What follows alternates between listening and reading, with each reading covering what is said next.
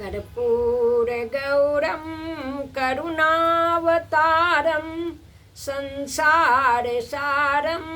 भुजगेन्द्रहारं सदा वसन्तं हृदयारविन्दे भवं भवानी सहितं नमामि। त्वमेव माता च पिता त्वमेव बन्धुश्च सखा त्वमेव विद्या द्रविणं त्वमेव सर्वं मम देव। जनकसुता जगजननी जानकी अतिशय प्रिय करुणा निधानकी। ताके जुगपद कमल मनाबऊँ जासु कृपा निर्मल मति पाबऊँ। मंगल भवनिया मंगलहारी दरबहु सो दशरथ अजिर बिहारी। श्री गुरु चरण सरोज रज निज मन मुकुर सुधारि। बरनउँ रघुबर बिमल जसु जो दायक फल चारि। सियावर रामचंद्र की जय। वीर बजरंग बली की जय। उमापति महादेव की जय। हर हर महादेव। आइए भगवान के पावन नाम का हम लोग 2 बार स्मरण कर लें, फिर आगे की कथा होगी। राम राजा की जय, सीता रानी की जय। राम राजा की जय, सीता रानी की जय। बोलो मिथिला अयोध्या की जय जय जय। बोलो मिथिला अयोध्या की जय जय जय। राम राजा की जय, सीता रानी की जय। बोलो मिथिला अयोध्या की जय जय जय। श्यावर रामचंद्र की जय। उमा शंभु कथा के आगे बढ़ाते हुए आज हम काम दहन प्रसंग सुनेंगे। किस प्रकार से भगवान शिव कामदेव का दहन किए हैं, आज वही प्रसंग है। कहते हैं जिस समय माता पार्वती इधर तपस्या कर रही थी और उधर भोले बाबा समाधि में बैठे हुए थे, तुलसीदास जी कहें कि उसी समय तारकासुर नाम का दैत्य जो था वह बड़ा उपद्रव करने लगा, देवताओं को सताने लगा। सारे देवता उससे हार गए, सब जहाँ तहाँ छुप गए हैं और ब्रह्मा जी से जाकर उसके अंत का उपाय पूछते हैं। गोस्वामी जी लिखे तारक असुर भयउ तेहि काला।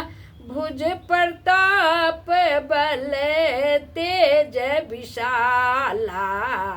तेहि सब लोकपति जीते। भय देव सुख संपत्ति रीते। सारे देवता सुख और संपत्ति से खाली हो गए, रीते में खाली हो गए। क्यों? क्योंकि तारकासुर ने तपस्या करके भगवान से वरदान, ब्रह्मा जी से भी वरदान मांग लिया था कि हम शंकर जी के बीज से जो उत्पन्न पुत्र होगा उसी के हाथ मरे। ऐसा क्यों? क्योंकि सती जी जब जल गई तो दैत्य सब सोचा चलो अब मेरा राज्य हो गया, अब न शंकर जी विवाह करेंगे, न पुत्र होगा, न हम मरेंगे। ऐसा सोचकर वह अपने को अजर अमर मानकर अनीति का कार्य करने लगा, देवताओं को सताने लगा। गोस्वामी जी कहे अजर अमर सो जीत न जाई। हारे सुर करी विविध लड़ाई। तब बिरांची सन जाई पुकारे। देखे विधि सब देव दुखारे। सारे देवता उससे हार गए, चूंकि वरदान ही मांगे हुए था ऐसा कि वह किसी से नहीं जीतने में आ रहा था। सारे देवता लोग ब्रह्मा जी के पास गए और कहे हे पितामह अब आप ही बताइए तारकासुर का उपद्रव हम लोगों के लिए बहुत भारी पड़ रहा है। तब ब्रह्मा जी ने उसे उन देवताओं को समझा कर कहा कि शिव जी के बीज से जो पुत्र उत्पन्न होगा उसी से वह मरेगा। तो आप लोग यह काम कीजिए कि शिव जी का समाधि किस तरह टूटे यह उपाय आप कर दीजिए, तब मैं शंकर जी को मनाकर जबरदस्ती विवाह करा दूंगा। सारे देवता सोच में पड़ गए कि कैसे शंकर जी की समाधि छूटे। तो ब्रह्मा जी ने कहा कामदेव से आप सहायता ले सकते हैं। सब देवता लोग कामदेव को मनाने लगे। काम देवताओं के देवता ही हैं, काम के देवता कामदेव हैं। मदन उनका नाम है, रति के पति हैं। तो कहे सारे देवता लोग तो चिंता में पड़ गए। क्यों? ब्रह्मा जी से बोले कि सती तो मर गई और पार्वती जी रूप में तो तपस्या कर रही है। ब्रह्मा जी कहे पार्वती जी रूप में तपस्या कर रही है पति के लिए ही। शंकर जी की समाधि किसी तरह भंग हो जाए तो हम उनके चरणों पर के और उनको विवाह के लिए मना लेंगे। देवताओं ने कहा यद्यपि यह असमंजस भारी, तदपि बात एक सुनहु हमारी। पठबहु काम जाई शिव पाई, करई क्षोभ शंकर मन माही। ब्रह्मा जी ने कहा जब शंकर जी का ध्यान कामदेव तोड़ देंगे तो बात बन जाएगी। इसलिए सब देवता अत्यंत अनुराग के साथ कामदेव की स्तुति करने लगे और स्तुति करने से कामदेव तुरंत प्रकट हो गए। स्तुति सुर न किन्ह अति हेतु, प्रगट्यऊ विषम बाण झख केतु। मछली के चिन्ह वाले ध्वजा वाले जो कामदेव हैं, विषम बाण 5 बाण धारण करने वाले, वे प्रकट हो गए और देवताओं से पूछे कि महाराज कैसे याद किए। तो देवताओं ने कहा तारकासुर की सारी विपत्ति की इस तरह से हम लोगों को दुख दे रहा है, सभी बातें कामदेव से समझा कर कही और कही कि हे कामदेव आप शंकर जी की समाधि को भंग कर दो। कामदेव पहले हंसे और कहे हे देवताओं, यद्यपि मैं आपका यह काम करूंगा लेकिन मैं जानता हूँ कि मुझे वे नाश कर देंगे, सामर्थ्यवान है, उनके सामने में कौन टिक सकता है। तदपि मैं आपका कार्य करूंगा, क्यों कि परहित बस जिनके मन माही, तिन कहूँ जग दुर्लभ कछु नाही। तुलसीदास जी कहे हैं, कहा कि परहित की भावना से मैं काम करूंगा, भले ही मेरा यह शरीर रहे या चला जाए। हे देवताओं आप लोग का हित होगा और मेरा अहित भी होगा, तब भी मैं आपका यह काम करूंगा। गोस्वामी जी लिखे तदपि करब मैं काजू तुम्हारा, श्रुति कह परम धर्म उपकारा। परहित लागित जय जो देहि, संतत संत पर संसाहिते। कामदेव ने कहा कि वेद में भी ऐसा ही कहा गया है और लोक मर्यादा में भी देखा जाता है कि परहित के कारण यदि कोई देह त्याग करता है तो उसे संत जन उसकी बड़ाई करते हैं। इसलिए परोपकार के काम में मेरा शरीर भले ही चला जाए, मैं आपका काम अवश्य करूँगा। ऐसा कह के कामदेव शंकर जी की तरफ चला। अस कही चलऊँ सब ही सिरुनाई, सुमन धनुष कर सहित सहाई। चलत मारे यस हृदय विचारा, शिव विरोध ध्रुव मरण हमारा। ऐसा कहकर सबके चरणों में सिर नवाया कामदेव कि पता नहीं फिर जीते आएंगे या नहीं। तो सबों को प्रणाम किया और अपना धनुष बाण, फूलों का बाण और धनुष है वह लेकर और चलता है शंकर जी के तरफ। अब मन में निश्चय कर लिया कि शिव विरोध ध्रुव मरण हमारा, शंकर जी के विरोध से मेरा मरण निश्चित है। तब उसने शंकर जी के पास जाकर अपना प्रभाव विस्तारा। शीतल मंद सुगंधित हवा चलने लगी, कोयल कूकने लगी, सभी प्रकार के फूल खिलकर मकरंद बिखेरने लगे, भौरे गुंजार करने लगे और मन को मोहने वाले नृत्य गान अप्सराओं द्वारा होने लगा। ज्यों ही मीन ध्वज मछली के ध्वजा वाले कामदेव ऐसा कोप किया, तब क्या हुआ, शंकर जी पर तो कोई प्रभाव नहीं पड़ा, लेकिन संसार के लोगों पर प्रभाव पड़ा।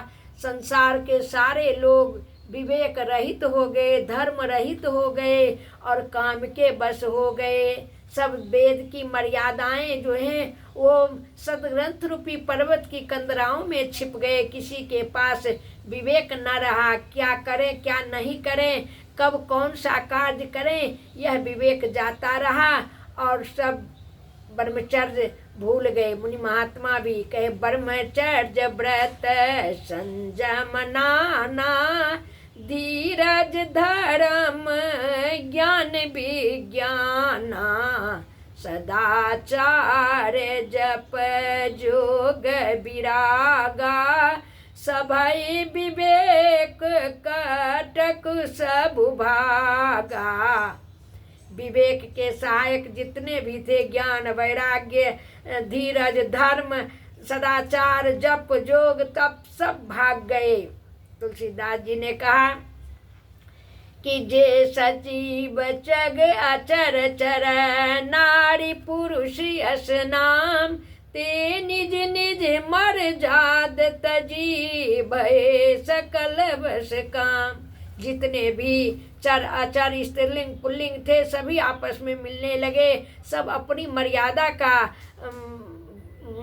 भंग कर दिए। जैसे कोक कोकी चकवा चकवी की मर्यादा है दिन में मिलने का, रात्रि में नहीं मिलने का, लेकिन सारी मर्यादाएं सब भूलकर जितने भी 84 लाख योनि हैं, चाहे जलचर हो थलचर हो नवचर हो, सभी काम के बस हो गए। सबके हृदय में काम की इच्छा उत्पन्न हो गई। तुलसीदास जी छंद में लिखते हैं, भय काम बस जोगी सतापस पामरन की को कहे, देखहि चराचर नारी में जे ब्रह्म में देखत रहे, अबला बिलो कहीं पुरुष में जग पुरुष सब, अबला मयम दुई दंड भरी ब्रह्मांड भीतर, काम कृत कौतुक अयम। 2 दंड के लिए कामदेव का यह कौतुक हुआ कि सारे स्त्री पुरुष काम के बस हो गए। गोसाई जी ने लिखा बहुत सुंदर दोहा, धरी न काहू धीर सबके मन मन सिज हरे, के किसी ने धैर्य धारण नहीं किया। जो जितने भी जीव थे सबको कामदेव ने अपने बस में कर लिया। लोगों ने पूछा महाराज कोई बचा कि नहीं, तुरंत दूसरी पंक्ति में लिखे, जे राखे रघुबीर ते उबरे ते ही काल महू। उस समय भगवान जिसकी रक्षा किए, श्री रामचंद्र जी जिसकी रक्षा किए, वो उबरे।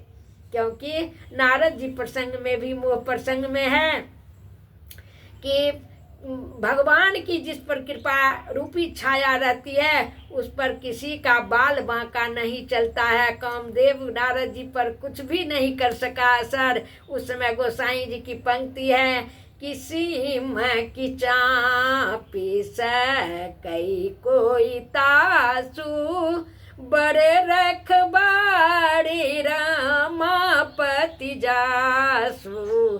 जिसको साक्षात रमापति भगवान रक्षा करें उसका कौन बाल बांका करेगा, कोई नहीं। गीतावली में भी कहे हैं कि तिनकी न काम सके चौपी छा, तुलसी जे बसही रघुबीर बाँ। रघुबीर के बाँ की छाया में जो है उनका कोई भी कुछ नहीं बिगाड़ सकता है। कामदेव की माया की प्रबलता से 2 घड़ी तो ऐसा तमाशा हुआ कि लगा कोई नहीं बचा, सबका नाश हो जाएगा, अब सब धर्म की मर्यादा चली गई। लेकिन संसार के सब जीव जंतु पर जो असर हुआ, शंकर जी पर कोई असर नहीं हुआ। तब कामदेव डर गया, डर से उसके हाथ से धनुष बाण गिर गए और सारा जगत पुनः पहले की तरह सुखी हो गया। जिस तरह से मद्यपान करने वाला, नशा में रहने वाला का नशा उतर जाता है तो वह सुख को प्राप्त होता है, वैसे सारे जीव सुखी हो गए। तब कामदेव को तो अब लज्जा आई कि मैंने तो देवताओं को वचन दे दिया है, अब लौटकर किस मुंह से जाऊं। मेरे प्राण भले ही चले जाएं, लेकिन मैं देवताओं का कार्य अवश्य करूंगा। ऐसा सोचकर पुनः साहस बटोर कर कामदेव अपने धनुष बाण सारी शक्ति लगाकर वह एक आम के वृक्ष पर चढ़ गया और मोटी डाली देखकर वहीं बैठकर वहीं से धनुष बाण के द्वारा, फूलों के धनुष बाण है, पांचों शंकर जी के हृदय में खींच के, कान तक खींच के धनुष बाण वो चलाया है। और शंकर जी के हृदय में जब वो बाण लगा है, थोड़ा क्षुभित हुए, चंचल हो गए, चलायमान हो गया और उन्होंने आंख खोल कर देखा कि कौन मेरे साथ ऐसा खिलवाड़ करने आया है, किसको मौत ने बुला लिया है, किसने मृत्यु को न्योता दिया है। ऐसा सोचकर शंकर जी आंख खोलकर इधर उधर देखने लगे। सारे विषम विषिख उड़ लागे, छूटी समाधि शंभु तब जागे।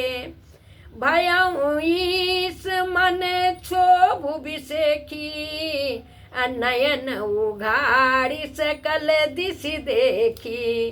कहीं कोई नजर नहीं आया।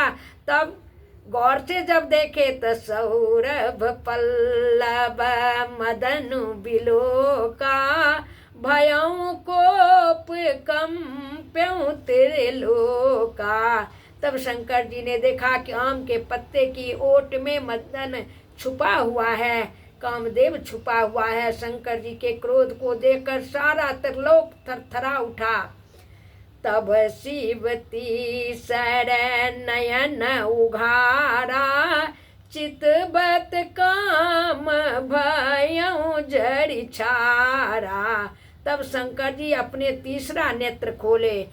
सूर्य, चंद्रमा और अग्नि 3 नेत्र भगवान का है, तो तीसरा नेत्र अग्नि से देखकर कामदेव को जला के राख कर दिए। कहा क्यों?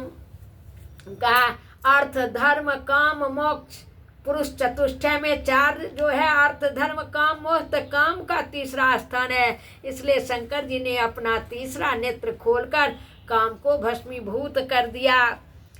अब तो सारे देवता डर से कांपने लगे कि जब काम ही जल गया तो अब तो तारकासुर निडर हो गया, निर्भय हो गया। अब शंकर जी से कौन ब्याह करेगा और क्या उनके पुत्र होंगे?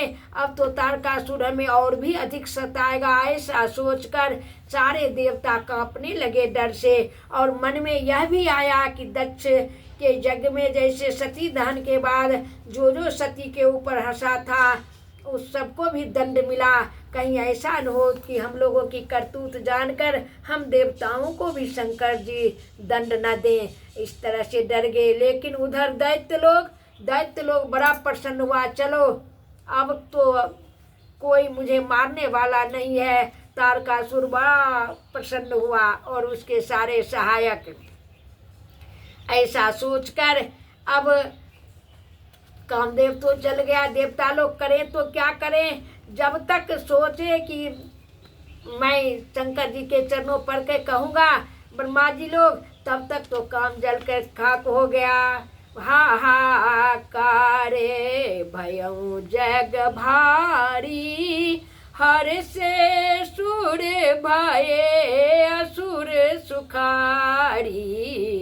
समुझि काम सुख सोचाई भोगी, भये अकंटक साधक जोगी। साधक जोगी मुनि महात्मा सब बड़े प्रसन्न हुए कि चलो अब काम का झंझट खत्म हो गया, न काम रहेगा न हम लोगों को सताएगा। बड़ा सुंदर छंद में गोसाई जी लिखे हैं, जोगी अकंटक भये पति गति सुनत रति मूर्छित भई, रोदति बदति बहु भांति करुणा करत शंकर पै गई, अति प्रेम करि बिनती विविध विधि जोरी कर सन्मुख रही, प्रभु आशुतोष कृपाल शिव अबला निरखी बोले सही।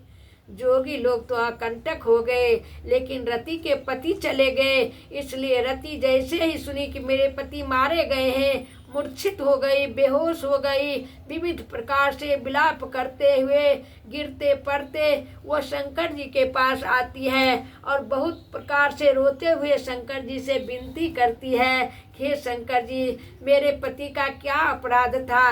मेरे पति तो देवताओं की भलाई के लिए आए थे, मेरे पति को आपने जलाकर मुझे श्रृंगारहीन कर दिया, मैं अब कैसे पति के बिना जीवित रहूंगी? विविध प्रकार से शंकर जी की विनती की तो आशुतोष प्रभु हैं, आशुतोष जो शीघ्र प्रसन्न हो जाते हैं, आशुतोष प्रभु तुरंत प्रसन्न हो गए शंकर जी और कहे, हे रति, अब से तेरे पति का देह तो नहीं रहेगा, यह बिना देह का ही सबके शरीर में व्यापेगा, लेकिन तुम्हें प्रति कहती है मुझे तो प्रभु संतोष नहीं होगा पति के बिना मिले। तो कहते हैं तुम अपने पति के मिलन का समाचार सुनो कि कैसे मिलेंगे। अब ते रति तब नाथ करा यही नाम अनंग, बिनु बपु व्यापई सबई पुनि, सुनो निज मिलन प्रसंग। तुम अपने पति के मिलने की बात सुनो। क्या? तो ये तो अभी त्रेता युग है, द्वापर युग में भगवान कृष्ण का अवतार होगा और रुक्मिणी जी से विवाह होगा, तब रुक्मिणी जी का पुत्र प्रद्युम्न जो होगा वह तुम्हारा पति होगा और तब तुम्हारा मिलन होगा। भागवत में रामचरित का वर्णन 9वां अध्याय में है, पूरे 9वें अध्याय में भगवान के चरित्र का वर्णन है और रामचरितमानस में भगवान कृष्ण का नाम 2 बार आया है। यहीं पर भगवान रति को जब कहते हैं तब 2 बार भगवान कृष्ण का नाम आया है। जब जदुवंश कृष्ण अवतारा, वही हरन महामहि भारा, कृष्ण तने वही पति तोरा, बचनु अन्यथा होई न मोरा। शंकर जी कहे कि मेरे वचन झूठे नहीं होंगे, अन्यथा नहीं होंगे, प्रद्युम्न रूप में तुम्हारे पति तुम्हें पुनः मिलेंगे। रति गबनी सुनी शंकर बानी, कथा पर अब कहूँ बखानी। गोस्वामी तुलसीदास जी महाराज कहते हैं कि शंकर जी के बात से संतुष्ट होकर रति अपने घर गई। अब आगे की कथा मैं कहूँगा। गोस्वामी जी कहे ऐसा। तो कल शिव पार्वती जी के विवाह की कथा होगी। अब कामदेव तो जल गया है, लेकिन ब्रह्मा जी लोग अब शंकर जी के चरण पड़कर सारे देवताओं की खुशी के लिए भगवान शंकर को मनाए हैं और शंकर जी का विवाह पार्वती जी के साथ हुआ है। वह पवित्र कथा हम लोग कल सोमवार के दिन सुनेंगे। श्यावर रामचंद्र की जय। 2 बार प्रभु का नाम। काली दुर्गा राधे श्याम, गौरी शंकर सीताराम। काली दुर्गे राधे श्याम, गौरी शंकर सीताराम। गौरी शंकर सीताराम, गौरी शंकर सीताराम। काली दुर्गे राधे श्याम, गौरी शंकर सीताराम। श्यावर रामचंद्र की जय। वीर बजरंग बली की जय। उमापति महादेव की जय। हर हर महादेव। मनसा वाचा कर्मणा कर्म शुभाशुभ जो, सो सब सीताराम पद सकल समर्पण हो। वाणी को विश्राम, सब संतों के चरणों में मेरा प्रेम।